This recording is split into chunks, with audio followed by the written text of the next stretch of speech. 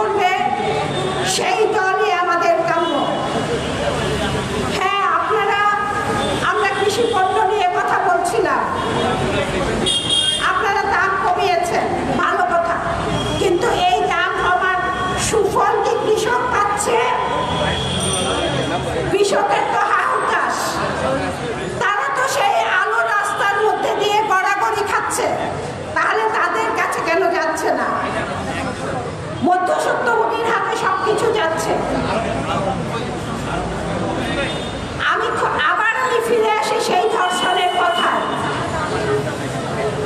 আমাদের একটা নারী ও শিশু বিষয়ক মন্ত্রণালয় আছে, সেখানে উপদেষ্টাও আছে। আমাদের একটা সমাজ কল্যাণ মন্ত্রণালয় আছে, সেখানেও লোক আছে।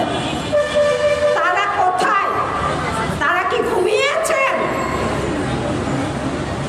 কি করে দিনের পর দিন এইভাবে আপনারা চালাচ্ছেন?